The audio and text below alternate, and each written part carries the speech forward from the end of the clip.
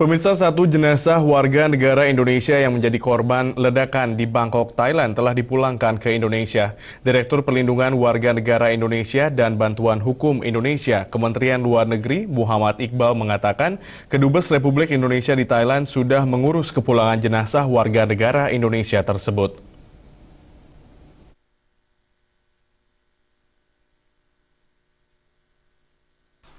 Ledakan bom pada jam sibuk di area wisata populer Kuil Erawan di Bangkok tidak hanya mengejutkan warga dan pemerintah Thailand, namun juga pemerintahan Indonesia, di mana terdapat 2 warga Indonesia yang turut menjadi korban dari aksi pengeboman tersebut, di mana 1 orang meninggal dunia.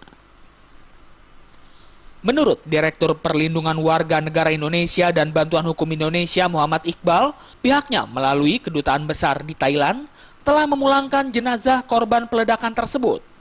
Muhammad Iqbal mengatakan, terkait jumlah warga negara Indonesia yang menjadi korban peledakan kawasan wisata tersebut, sampai saat ini baru 2 orang saja yang diketahui turut menjadi korban. Sampaikan kita konfirmasi bahwa tidak ada lagi korban di luar 2 korban yang sudah disampaikan sebelumnya. Baik dalam pemboman yang pertama maupun kedua hanya ada 2 korban itu, alhamdulillah tidak ada korban lainnya. Dan baik korban yang luka serius maupun yang meninggal dunia sudah kita tangani dengan cepat, tepat, dan sangat baik. Kita bekerja sama secara intensif dengan pihak keluarga. Jenazah sudah dipulangkan di Indonesia tadi malam. Tapi dalam proses penanganannya, Kemlu perwakilan kita KBRI Bangkok dalam hal ini bahkan Dubes RI kita di Bangkok turun tangan langsung untuk membantu penanganannya.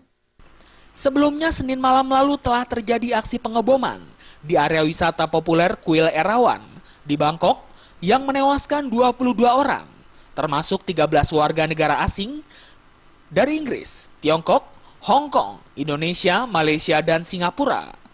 Sebanyak 67 warga lainnya masih dirawat di rumah sakit, di mana 12 dari mereka kritis. Tidak hanya di Erawan, pada Selasa siangnya ledakan bom juga kembali terjadi di Bangkok, tepatnya terjadi di dermaga Sungai Chao Phraya. Tidak ada korban jiwa dalam ledakan ini. Kepolisian Thailand kini telah menyebar sketsa wajah pelaku yang terekam lewat CCTV sebelum ledakan pertama terjadi. Dari Jakarta, Hamjati dan Taufik melapor.